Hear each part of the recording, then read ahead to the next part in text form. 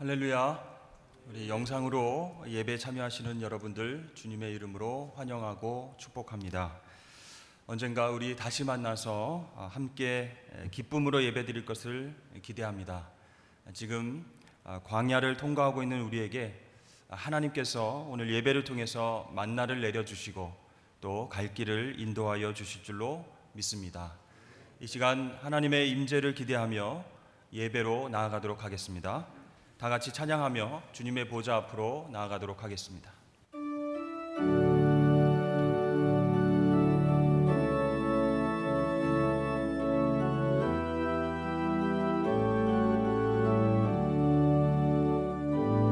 뭐든지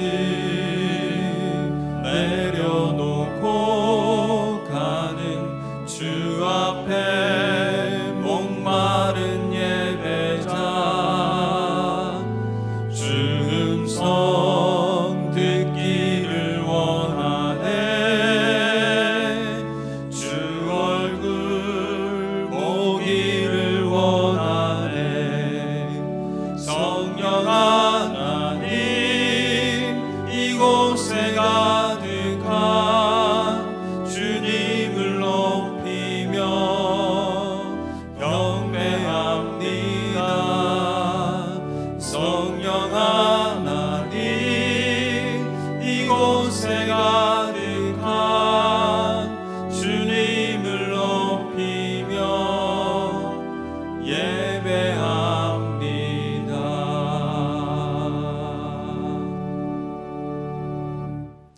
하나님은 영이시니 예배하는 자가 영과 진리로 예배할지니라. 아멘. 무소부재하시고 전능하신 하나님 아버지, 이 시간 가정에서, 직장에서, 병상에서 하나님의 자녀들이 주의 보좌 앞으로 나아갑니다. 우리에게 하늘의 복을 내려 주시사 하늘의 평강을 누리는 복된 시간 되게 하여 주옵소서. 우리를 사랑하사 십자가 고난을 인내하신 예수 그리스도의 이름으로 기원하옵나이다. 아멘.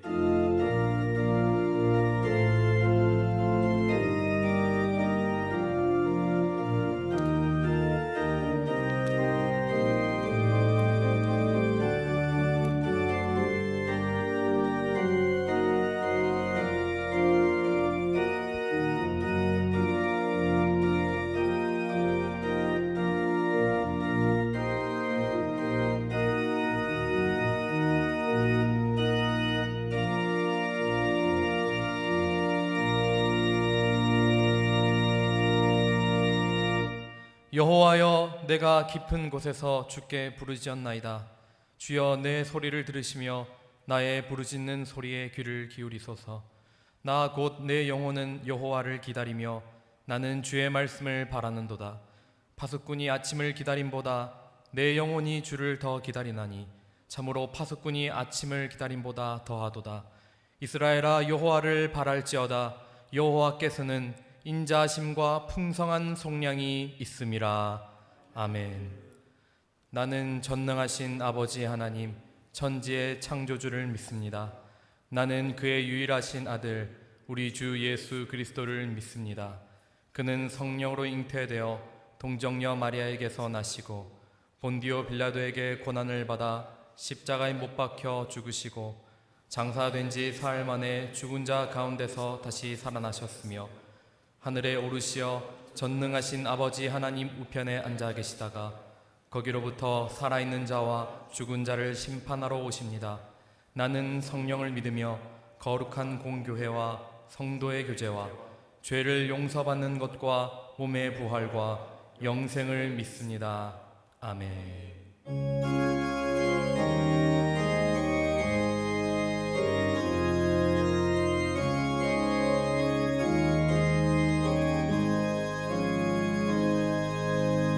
예수 우리 왕이여, 이곳에 오셔서 우리가 왕께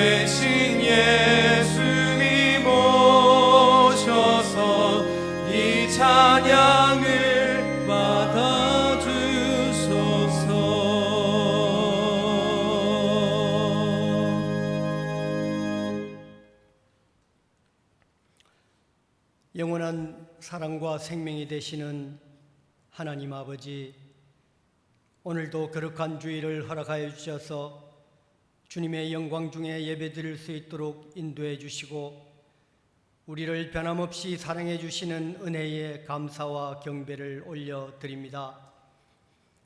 인터넷 영상 예배로 주님 앞에 나왔으니 예배를 드릴 때에 방해가 되는 걱정, 근심, 잡념, 세상의 소음을 물리쳐 주시고 순전한 마음으로 하나님의 은혜만 사모할 수 있도록 도와주시옵소서. 하나님 아버지, 지금 세상은 코로나라는 신종 바이러스로 많은 국민들이 염려와 두려움에 사로잡혀 있습니다.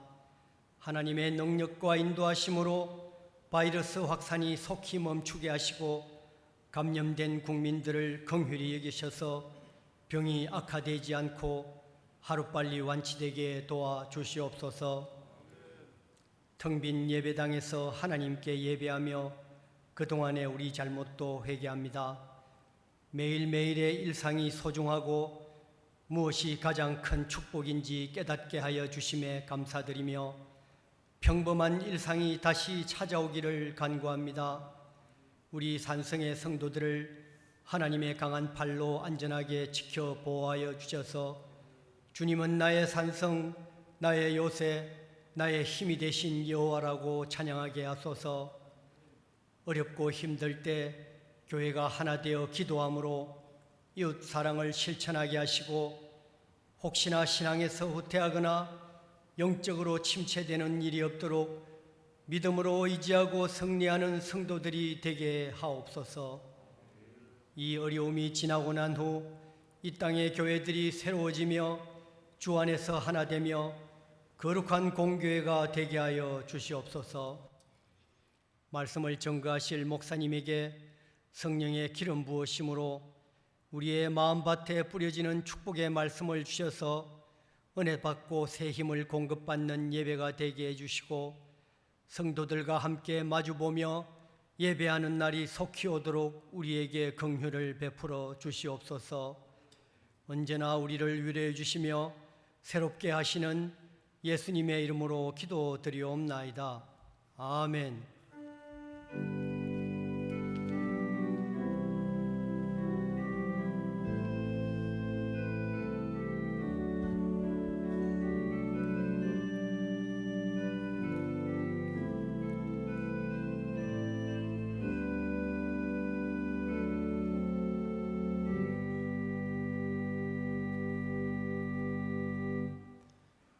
오늘 우리에게 주신 하나님의 말씀은 마태복음 5장 38절에서 48절 말씀입니다.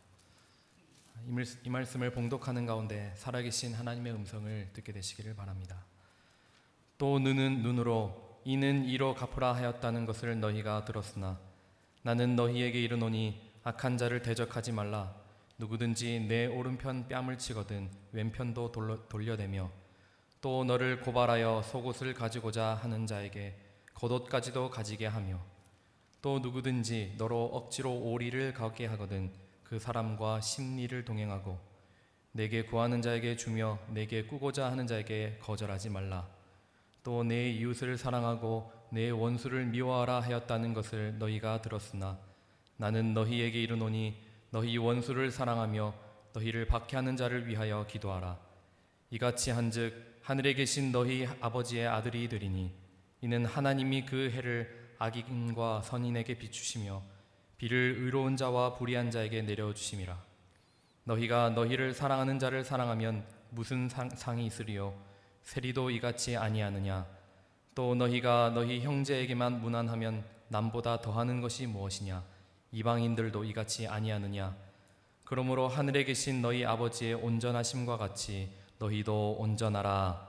아멘. 담임 목사님께서 성숙한 그리스도인이라는 제목으로 말씀 전해 주시겠습니다.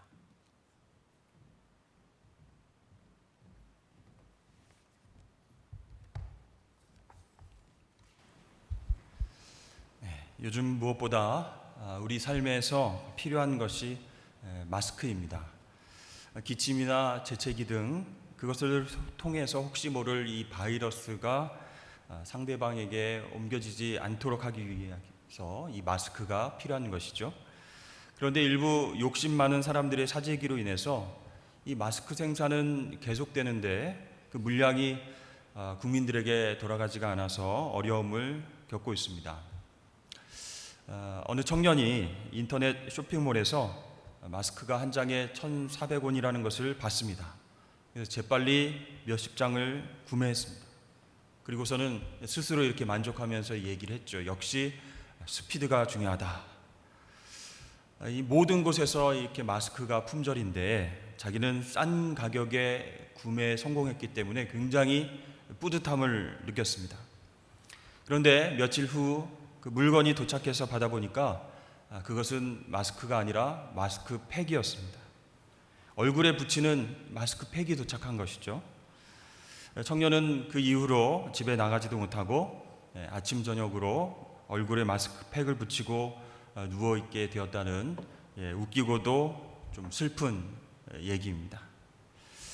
여러분, 이렇게 국가적으로 위기 상황일 때에 정말 서로를 배려해야 되는데 자신의 이익만을 위해서 욕심내고 살아가는 사람들이 있는가 하면, 또 다른 한편에서는 이웃들을 위해서 써달라고 주민센터에 마스크 10여 장과 돈 봉투를 맡기신 그런 어르신도 있습니다. 이단에 빠져서 자신의 신분 노출 때문에 검사도 안 받고 또 자가격리도 안 하는 사람이 있는가 하면 한 달째 집에 들어가지 못하고 김밥과 라면으로 끼니를 때우면서 이 확진자들을 검사하고 치료하는 그런 의료진들도 있습니다. 무엇보다도 우리가 하나 되어서 이 위기를 극복해야 되는데, 이러한 때에 여당과 야당 이렇게 나누어서 사실이 아닌 거짓을 퍼뜨리고 흠집내기에만 혈안이 된 사람들도 있습니다. 이러한 상황들을 제가 이렇게 바라보면서 과연 성숙한 시민의식은 무엇인가, 이런 생각을 해보게 되었습니다. 우리 그리스도인들도 마찬가지죠.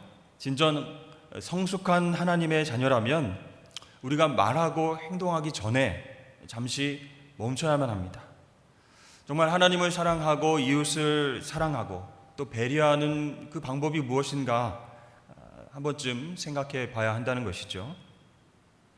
우선 우리 믿는 사람들은요, 내가 원래 용서받지 못한 죄인이었음을 깨달아야 됩니다.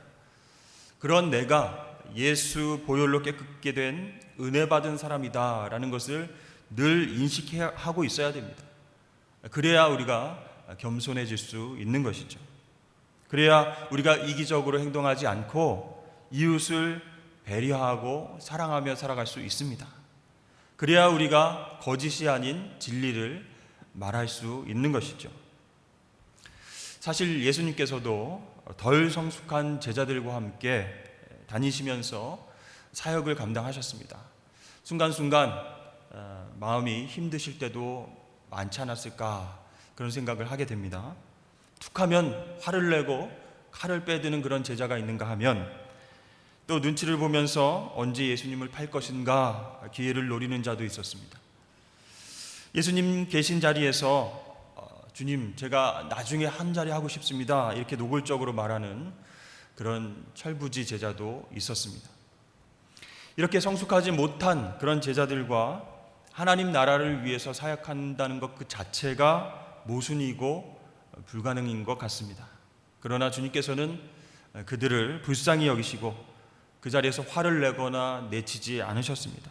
끝까지 인내하시고 사랑해 주셨습니다. 율법의 잣대로 그들을 판단하고 심판하지 않으시고 사랑으로 감화시키시고 계속 그들을 써주셨습니다. 마침내 십자가 사건과 부활을 경험한 그 제자들이 변하게 되죠. 이제 제자들은요, 성숙한 그리스도인으로서 예수님의 사랑을 이웃들에게 전하게 됩니다. 여러분, 이러한 제자들이 변했으니 우리들도 변할 수 있습니다. 사랑하는 여러분, 예수님과 늘 동행하시면서 그분의 은혜와 사랑을 경험하시길 주의 이름으로 축복합니다. 그래야 우리가 지혜롭게 또 성숙하게 살아갈 수 있는 것입니다. 예수님께서는요, 마태복음 5장부터 시작되는 이 팔복 설교를 통해서 누가 복 있는 사람인지 가르쳐 주고 계십니다. 당시 사람들은요, 부자가 복 있는 사람이다, 또 율법을 많이 알고 있는 사람이 복 있는 사람이다, 또 구제를 많이 하고 선행을 하는 사람들, 그 사람들이 복 있는 사람이다 라고 생각을 했습니다. 그런데 주님께서 마태복음 5장에서 설교를 통해서 그게 아니라는 겁니다. 심령이 가난한 자, 애통하는 자, 온유한 자, 의에 줄이고 목마른 자, 긍휼히 여기는 자, 마음이 청결한 자, 화평케 하는 자, 의를 위해서 박해받는 자, 그런 사람들이 바로 복된 사람이다 라고 말씀을 하셨습니다. 한마디로 파격적인 그런 설교였죠. 또 너희는 세상의 소금이요 세상의 빛이다 라고 말씀하셔서 청중들은 감동을 받게 되었습니다. 늘 사회로부터, 사람으로부터 소외당하고 내가 하늘 복을 받기에는 정말 터무니없이 모자른 그런 존재다 이렇게 생각을 했는데, 하나님의 자녀들은 모두 세상에서 꼭 필요한 소금과 같은 존재이다, 세상을 밝히는, 어둠을 밝히는 그런 빛이다, 이렇게 말씀을 해 주셨습니다. 그리고 오늘 5장 17절 말씀부터 마지막 절까지 이 기록된 율법을 완전하게 지키지 못해서 괴로워하는 많은 사람들에게 이렇게 말씀하십니다. 그 율법이 어떤 뜻인지 아느냐? 율법을 우리에게 주신 온전한 하나님의 새 계명 아래에서 살아가야 된다라고 알려주고 계십니다. 즉 다시 말해서 율법 아래에서 고통받지 말고 새 언약과 은혜의 법 아래에서 진짜 천국 백성의 삶을 누리며 살아야 된다, 그렇게 주님께서 말씀을 하십니다. 여러분, 원래 이 율법은요, 유대인이라고 하는 특정 집단에만 한정된 법입니다. 그 당시 율법 아래에서 이 사람의 자격은 출생으로 규정이 되었습니다. 수천 년간 하나님은 인류를 두 집단으로 구분하셨는데, 하나는 유대인 집단이고 또 다른 하나는 유대인이 아닌 이방인 집단입니다. 여러분, 이것이 왜 중요합니까? 율법은 단 한 번도 이방인을 위해서 주어진 적이 없기 때문입니다. 우리 에베소서 2장 12절 말씀을 보실까요? 이방인들은 이스라엘 나라 밖의 사람이기에 약속의 언약들에 대해서는 외인이요 세상에서 소망이 없고 하나님도 없는 자였다, 이렇게 말씀하고 있습니다. 하지만 놀랍게도 새 언약 아래에서 그 규정이 바뀝니다. 그 법이 바뀝니다. 유대인과 이방인 사이의 벽이 허물어지게 되었습니다. 예수님께서는 유대인과 이방인 모든 사람들을 하나님께로 이끌어 내셨습니다. 이것이 바로 은혜의 법인 줄로 믿습니다. 그러면 예수님께서는 옛날 방식을 어떻게 새롭게 바꾸셨습니까? 우리가 잘 알듯이 제사장이신 예수님께서 스스로 대속 제물이 되셔서 십자가에서 죽으시고 부활하심으로 말미암아 모든 사람들에게 구원의 길을 열어 주셨습니다. 그래서 예수님은 우리들에게 대제사장이십니다. 근데 여러분, 한번 율법적으로 생각해 보십시오. 원래 제사장은 레위 지파 계통입니다. 그것이 법입니다. 그런데 예수님께서는 다윗의 자손, 즉 유다 지파의 혈통으로 오셨습니다. 이 율법대로라면 예수님은 제사장이 결코 될 수 없는 그런 지파 출신이라는 것이죠.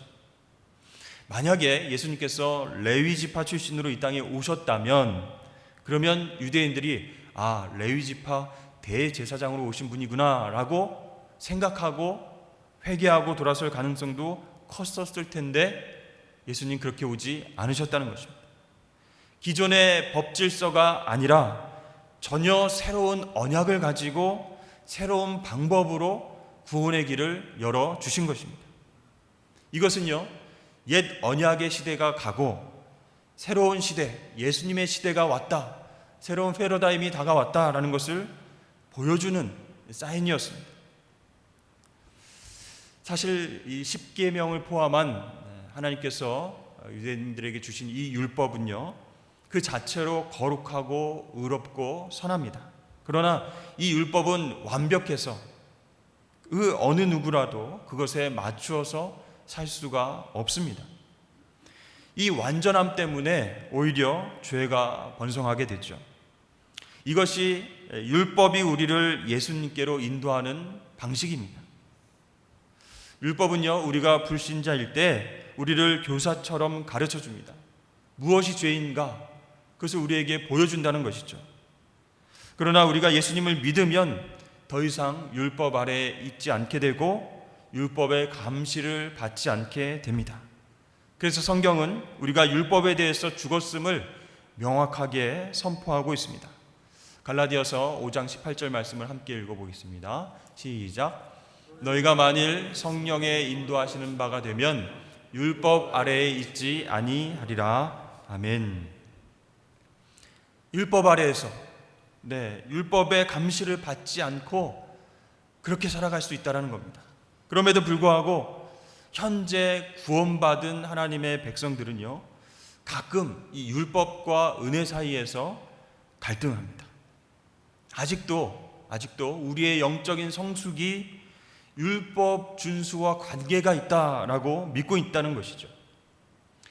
바울은요, 그렇게 생각하고 있는 갈라디아 교인들에게 꾸중합니다. 어리석도다 이렇게 꾸중을 합니다.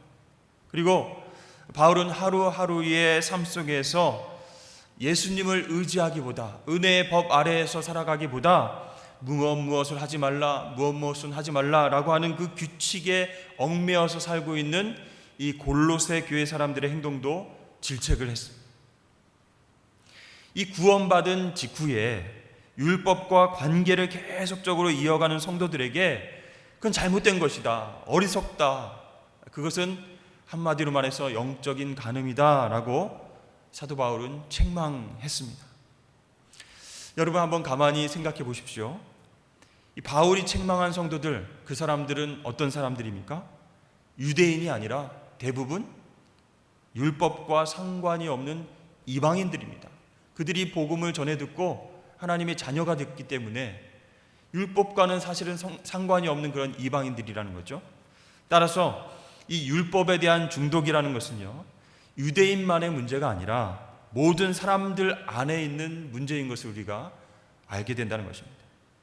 그러니까 우리 모든 인간의 마음 가운데는 이 규칙을 정해놓고 그 규칙을 적용해서 스스로 노력하고 개선해 보려고 하는 그런 헛된 시도가 계속 작용한다는 것입니다. 그래서 유대인이나 이방인이나 할 것 없이 우리 모두의 내면 가운데에 이 율법에 따라서 정말 새로운 삶을 살 수 있다라고 생각하는 사람들이 많다는 것입니다.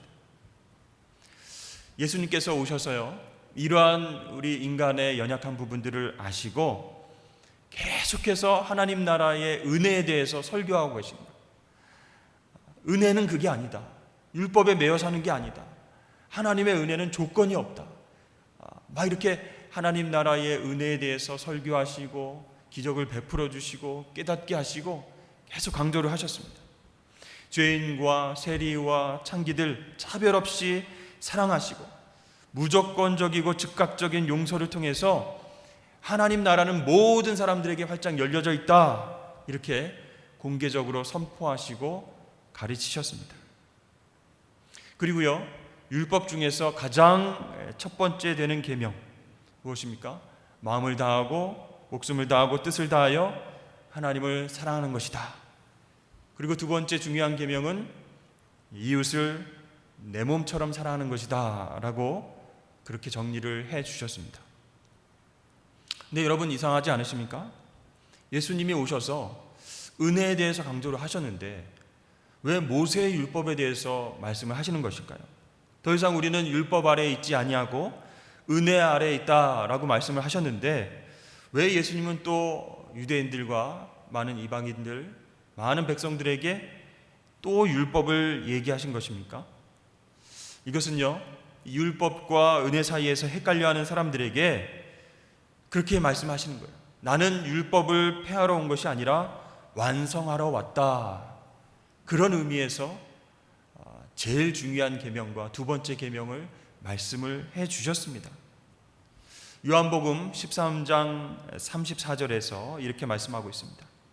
새 계명을 너희에게 주노니 서로 사랑하라.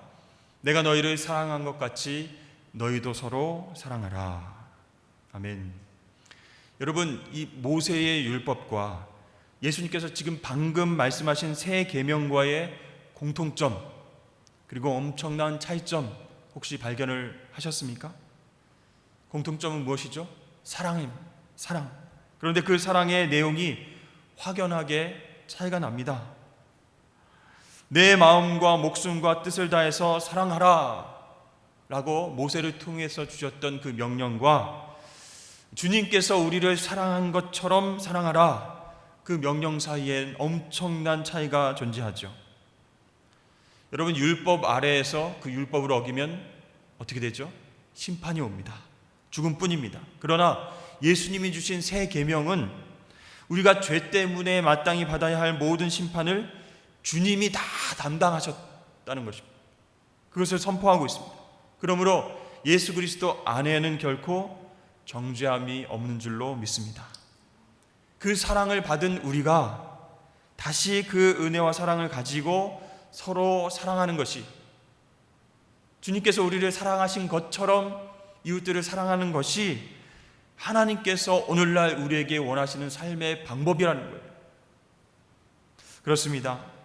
한계가 있는 우리가 힘을 다하고 마음을 다하고 뜻을 다해서 하나님 사랑하고 이웃을 사랑하는 것, 그것이 모세를 통해서 주신 율법이었는데요, 그것보다 예수님을 믿고 그분의 은혜와 사랑을 체험해서 그 사랑을 이웃에게 흘러내려가게 하는 것, 그 사랑을 이웃에게 전하는 것, 그것이 하나님의 자녀들의 삶의 궁극적인 목적이 된다라고 예수님께서 말씀하시는 겁니다. 그래서 우리는요, 주 안에서, 예수님 안에서, 새 계명 아래서, 은혜 아래에서 천국 스타일로 살아가는 그런 존재라고 하는 것입니다. 우리 골로새서 3장 12절 말씀 함께 읽어보도록 하겠습니다. 시작. 그러므로 너희는 하나님이 택하사 거룩하고 사랑받는 자처럼 긍휼과 자비와 겸손과 온유와 오래 참음을 옷 입고 그랬습니다. 그 다음은 무엇일까요? 그런 성품을 옷 입고 주님께서 우리를 사랑한 것 같이 서로 사랑하면서 살아라. 그게 바로 천국 스타일의 하나님 자녀들의 스타일이다, 이렇게 말씀하고 계신 것입니다. 자, 이렇게 율법을 완성하러 오신 예수님께서 말씀하신 그 새 계명, 새로운 계명의 정신, 사랑과 은혜의 법칙, 그것을 기억하면서 오늘 말씀을 읽어보면 어떨까 싶습니다. 오늘 본문 말씀은 아니지만요, 마태복음 5장 21절 첫 부분에 이렇게 나옵니다. 옛 사람에게 말한 바 뭐뭇 하였다는 것을 너희가 들었으나 나는 너희에게 이르노니, 그렇게 시작되죠. 이러한 예수님의 문장 패턴은요, 27절과 33절, 그리고 오늘 본문 38절과 43절도 똑같이 반복이 되고 있습니다. 특별히 반복되는 그 부분이 있는데요, 옛 사람에게 말한 바, 그런 대목은요, 당시 유대 지도자들이 구전되는 전승, 오랄 트래디션이 있습니다. 그것을 율법처럼 믿고 따르고 있었다는 것을 알 수 있게 해주는 거죠. 그러니까 옛날 사람들에 의해서 계속 말로 전승이 되었던 것도 율법처럼 지키고 있었다는 겁니다. 기록된 율법이 있는데 거기에다 랍비들이 구체적인 해석을 하고 세밀한 행동 지침을 추가해서 그것을 기록된 말씀과 동일한 권위로 여기면서 그걸 지키려고 살아가고 있었다는 거예요. 오늘 38절 말씀도요, 옛사람에게 말한 바, 이렇게 되어 있죠. 너희가 눈은 눈으로 이는 이로 갚으라 하였다는 것을 너희가 들었으나, 그렇게 얘기합니다. 그러니까 구전이니까 들었다라는 거죠. 구전되는 전승이니까 그래서 율법처럼 지켜야 된다라고 너희가 들었으나 나는 너희에게 이렇게 말한다라고 예수님께서 그 율법을 새롭게 해석해 주고 계십니다. 자, 여러분, 우리 유명한 율법 있죠. 당시 유대인들 눈에는 눈, 이에는 이, 그 율법으로 최소한 자기가 당한 만큼 다른 사람도 아프게 해야 된다. 그것을 합리화시키는 근거로 이 율법을 철저하게 지켰습니다. 그러나 하나님께서 이 율법을 주신 의도는 그것이 아니라는 거예요. 똑같은 복수를 하라고 주신 말씀이 아니라 유대인들의 법적인 정의를 세우기 위해서 하나님께서 주신 말씀입니다. 이에 대해서 예수님께서는 어떻게 말씀하십니까? 그러나 나는 너희에게 이르노니 악한 자를 대적하지 말라. 누구든지 내 오른뺨을 치거든 왼뺨도 돌려대라. 이렇게 새롭게 해석을 하셨습니다. 눈에는 눈이고 이에는 이다, 이렇게 보복해라, 그런 뜻이 아니라 오른뺨을 맞거든 왼뺨까지도 돌려대라, 이런 뜻이라는 거예요. 이런 새로운 해석이 참 많은 사람들에게 혼란을 가증시켰습니다. 어떻게 그게 가능한 것인가? 예수님이 주신 새 계명, 그 정신대로 오늘 말씀을 해석한다면 이해는 됩니다. 사랑 아래에 있기 때문에, 우리가 은혜 아래에 있기 때문에 그래 용서하고 뭐 눈은 눈으로 이는 이로, 그게 아니라 보복하는 것이 아니라 그냥 맞으면 더 돌려대고 그렇게 손해보면서 살아야지, 이해는 되는데 과연 실생활에서 그렇게 순종하면서 살 수 있겠는가? 얼마나 많은 사람들이 이 말씀에 순종하며 살 수 있는가, 그런 의심이 든다는 것이죠. 저도 목사로서 주님 말씀에 순종하고 살아가야 되는데 이 걱정되는 것도 솔직히 사실입니다.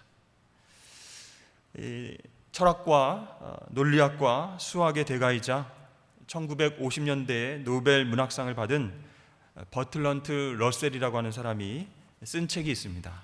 그 책의 제목은 나는 왜 기독교인이 아닌가, 이런 제목의 책이 있습니다. 그 책에서 그는 이렇게 말하고 있습니다. 예수는 오른뺨을 때리는 자에게 왼뺨을 돌려대라고 했다. 이것은 너무나 비인간적이고 자학적인 요구이다. 어떻게 사람이 그런 일을 할 수 있다는 말인가? 나는 이런 요구를 하는 예수를 도저히 믿을 수가 없다. 그렇게 써놨습니다. 여러분 어떻게 생각하십니까? 아무리 우리가 은혜와 사랑 안에 있다고 하지만 이 예수님 말씀은 너무나 파격적이어서 좀 순종하기 어렵다, 이렇게 생각이 드십니까? 저는 초등학교 시절에 방학이 되면은 서울 집에서 시골 고무댁으로 내려갔습니다. 그래서 한 달 동안 신나게 놀다가 다시 올라왔습니다. 여름 방학이면은 시원한 냇가에 가서 물놀이도 하고 물고기도 잡고 들로 산으로 뛰어다녔습니다. 겨울 방학에도요, 사방이 놀이터였습니다. 비료 푸대를 썰매 삼아서 눈썰매도 타고 토끼를 잡으러 가고 그렇게 아름다운 추억을 많이 만들었습니다. 근데 그렇게 오랜만에 놀러 가게 되면 그 시골집의 큰 개가 항상 무섭게 저를 맞이했습니다. 등치도 크고요, 얼마나 사납던지 낯선 사람이나 이상한 사람이 오면 엄청 크게 무섭게 짖어댑니다. 제가 또 오랜만에 가니까 못 알아보고 계속 컹컹 짖는 겁니다.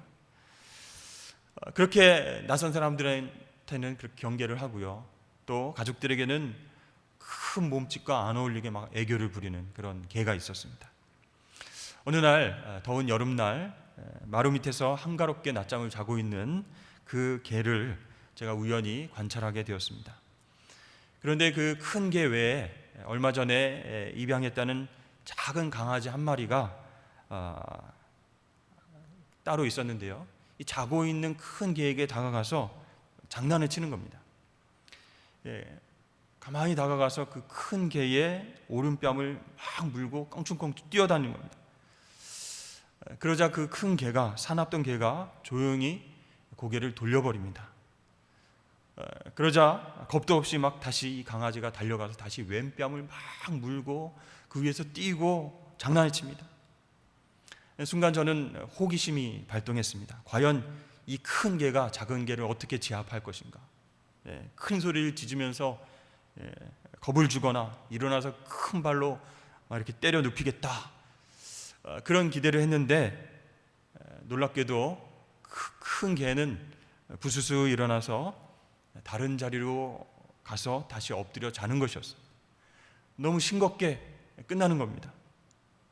이 오른뺨을 물리고도 왼뺨을 대주는 모습을 보면서도 야, 걔도 이렇게 주님의 말씀에 순종하는구나, 이렇게 생각을 했었습니다. 여러분, 이 러셀의 말대로라면 이 큰 개는요, 자기 오른뺨을 물고 있는 이 어린 강아지를 같이 물어뜯어야 됩니다. 눈에는 눈, 이에는 이이기 때문에. 그러나 이 큰 개는 이 작은 개와 똑같이 행동을 하지 않았습니다. 왜 그랬을까요? 자기가 낳은 자식도 아닌데 왜 그랬을까요? 자기하고 급이 안 맞는다는 겁니다. 그렇게 똑같이 오른뺨과 왼뺨을 물어대고 장난치는 것, 그거는 유치한 행동이다, 이렇게 그 큰 개가 생각하고 판단한 것이죠.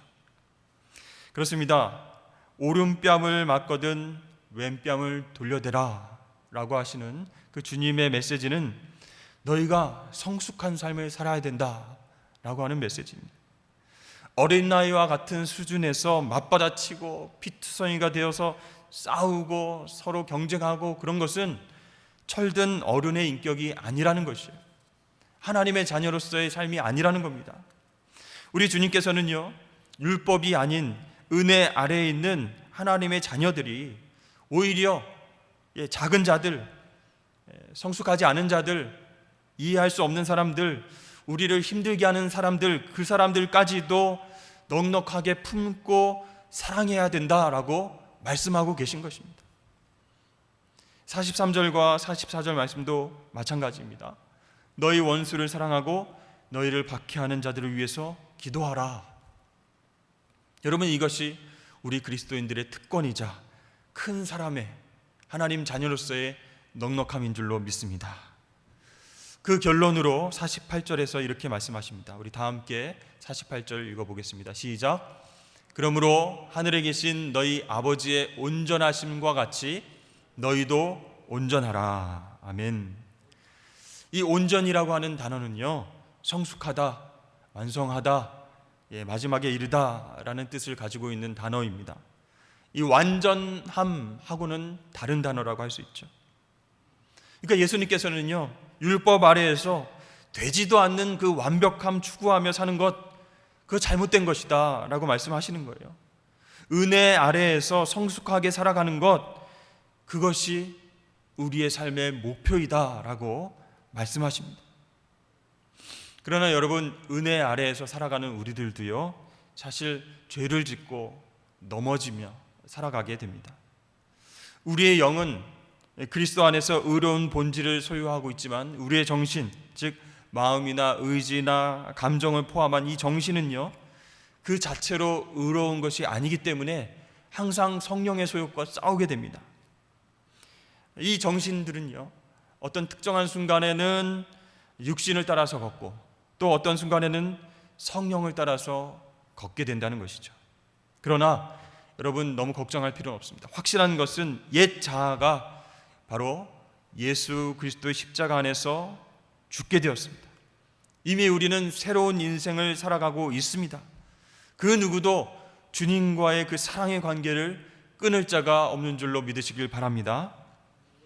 그러나 그럼에도 불구하고 여전히 우리는 옛날의 태도와 삶의 방식, 그것을 벗어버리지 못하고, 즉 육신과 싸우고 있다는 것을 인정해야 됩니다. 그렇다고 해서 우리가 더 멋지게, 더 완벽하게, 더 친절하게, 종교적으로 보이려고 애쓸 필요는 없습니다. 하나님께서는 우리에게 완벽하라 라고 말씀하지 않으시고 오늘 말씀에 온전하라 라고 말씀하셨기 때문입니다. 우리는 단지 하나님께서 성숙하게 하시는 대로 순종하면서 예수님 안에 거하면 되는 것입니다. 이것이 바로 은혜의 법 아래에서 살아가는 우리의 라이프 스타일이 되어야 한다는 것이죠. 그럼 여러분, 우리가 어떻게 육신의 생각에서 자유롭게 될 수가 있겠습니까? 사실 육신과 육체의 소욕, 이런 모든 것들은요, 천국에 가야만 완전히 없어지게 됩니다. 그렇다면 방법은 딱 한 가지입니다. 육신의 것에 집착하는 것이 아니라 다른 것에 집착을 하면 된다는 것이죠. 갈라디아서 5장 16절 말씀 보시면 내가 이르노니 너희는 성령을 따라 행하라. 그리하면 육체의 욕심을 이루지 아니하리라. 아멘. 생명의 성령의 법이 죄와 사망의 법에서 우리를 해방했기 때문에 육체의 소욕에 따르는 대신 성령을 따라서 행하면 우리가 육신의 일을 도모하지 않게 된다는 겁니다. 그걸 완전히 끊을 수는 없지만 복수라든지 미움이라든지 원망이라든지 이기적인 일이라든지 거기에 집착하지 않게 되고, 그렇게 되면 우리의 내면이 넉넉하게 되고 온전하게 성숙하게끔 하나님께서 만들어 가신다는 것입니다. 좀 더 여유롭게 되고 넉넉하게 품게 되고 이웃들을 더 사랑할 수 있게 된다는 것입니다. 결국 오른뺨을 맞아도 왼뺨을 내올 수 있는 그런 온전하고 성숙한 하나님의 자녀로 살아갈 수 있다라는 것입니다. 정말 어렵게 살아가는 그런 율법의 아래에서 정말 힘들게 살아가는 하나님 백성들에게 주님께서 안타까운 마음을 가지고 말씀하신 그 내용이 바로 성숙을 향해 가라는 겁니다. 온전을 향해서 나아가라는 것입니다. 사랑하는 성도 여러분, 지금 우리 모두 힘든 시절을 통과하고 있습니다. 이런 시기에 우리의 가치관과 정서와 율법의 잣대로 남들을 판단하고 정죄하면 나도 그런 사람이 똑같은 사람이 됩니다. 그동안 정치인들 욕하고 서로 여당 야당 나뉘어져서 싸웠다면 그들을 위해서 한번 눈물을 흘려 기도하면 어떨까요? 또 힘들지만 자리를 묵묵히 지켜내고 싸우고 있는 의료진들을 위해서, 또 감염의 그런 위험을 정말 감내하고 택배를 감당하고 계시는 우리 택배 기사분들, 또 택시 기사분들, 그분들을 위해서 격려와 응원의 말, 또 쪽지를 건네는 것은 어떨까요? 여러분, 우리는 은혜의 법 아래 살아가는 하나님의 자녀입니다. 우리의 말 한마디, 섬김과 나눔의 작은 실천이 바로 하나님을 영화롭게 한다는 것이죠. 먼저 구원받은 자로서, 큰 은혜를 받은 자로서 이웃을 배려하고 품어주고 사랑할 때 우리는 성숙할 수 있습니다. 그러한 성숙한 그리스도인이 되는 저와 여러분 되시길 주의 이름으로 간절히 축원합니다. 기도하겠습니다. 사랑과 은혜의 하나님, 우리를 사랑하시어서 은혜의 법 안에서 자유케 하심을 감사드립니다. 우리가 다시 율법 아래 거하지 않게 하시고 주님 주신 새 계명 아래에서 서로 사랑하며 섬기고 살아가게 하여 주시옵소서. 모두 힘든 시기를 보내고 있습니다. 성숙한 그리스도인으로 말하고 행동하여서 세상의 빛과 소금의 역할을 감당하는 우리 모두가 되게 하여 주옵소서. 감사드리며 예수 그리스도의 이름으로 기도드립니다. 아멘.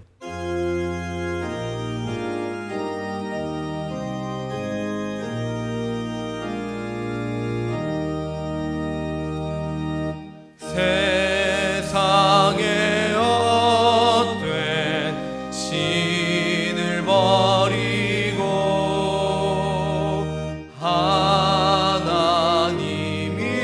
이름 높여 기리세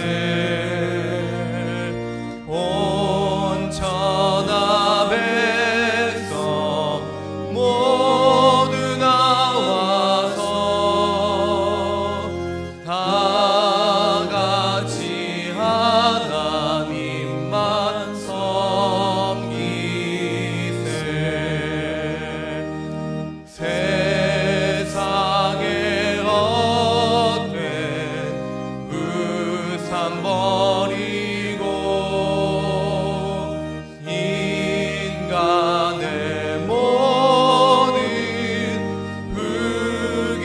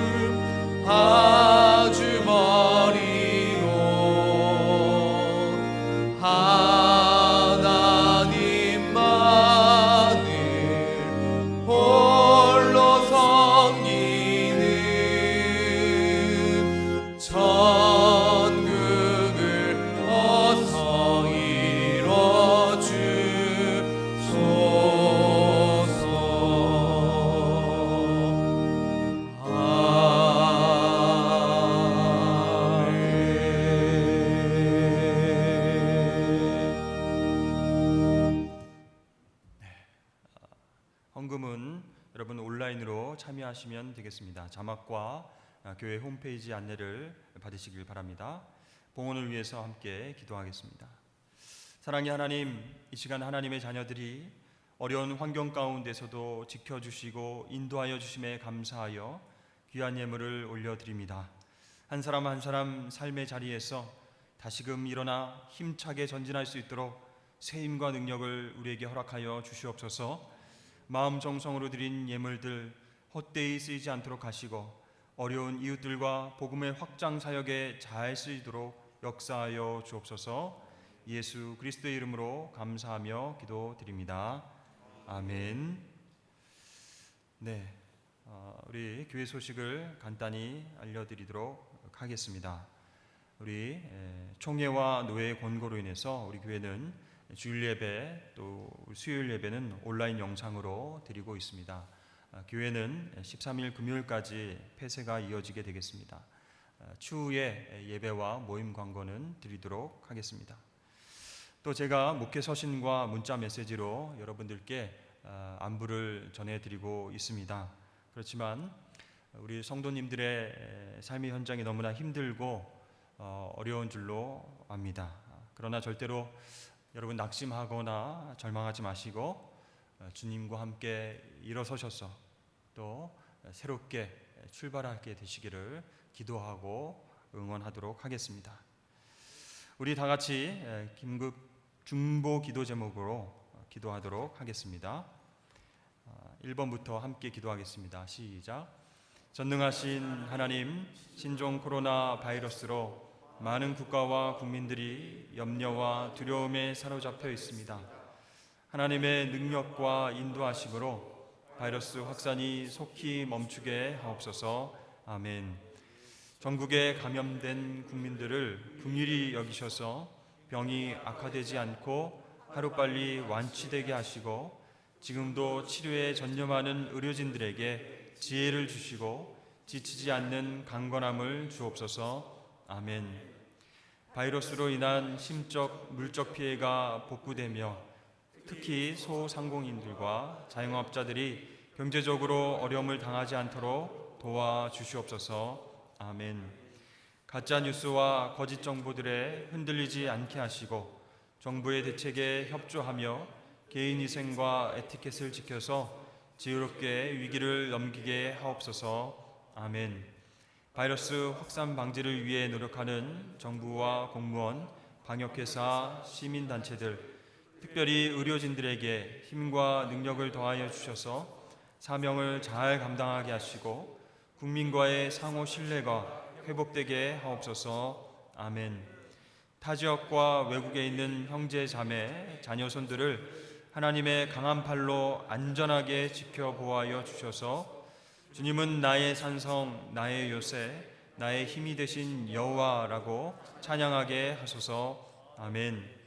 우리 교회가 하나 되어 기도함으로 이웃사랑을 실천하게 하시고 혹시나 신앙에서 후퇴하거나 영적으로 침체되는 일이 없도록 믿음으로 하나님 의지하고 승리하는 성도들이 되게 하옵소서. 아멘. 예수님의 이름으로 기도드립니다. 아멘. 네. 여러분, 우리가 중보기도를 함께 나눴는데요. 홈페이지에도 나와 있습니다. 우리 가족 예배를 드릴 때, 우리 자녀들과 함께 기도할 때 함께 참조하셔서 기도하셨으면 좋겠습니다. 우리 옆에 계신 분과 함께 이렇게 인사하며 축복했으면 좋겠습니다. 성숙한 그리스도인으로 살겠습니다. 네. 기도하며 승리하겠습니다. 네, 그렇게 여러분 일상에서 또 가정에서 직장에서 정말 하나님 보시기에 성숙한 인격으로 승리하시는 한 주간 되시길 바랍니다. 기도하심으로 오늘 예배를 모두 마치겠습니다. 이제는 우리 구주 예수 그리스도의 놀라우신 은혜와 하나님 아버지의 극진하신 사랑하심과 성령님의 감동감화 교통하심이 완전히 아닌 온전한 삶을 살아가기를 힘쓰며 하나님 사랑과 이웃 사랑을 실천하기를 원하는 모든 하나님의 백성들과 그 가정과 일터와 자녀손들 위해 지금도 선교지에서 사명 감당하시는 선교사님의 가정과 사역과 건강 위해 또한 대한민국과 온 열방 위해 지금부터 영원토록 함께 하시기를 간절히 축원하옵나이다. 아멘.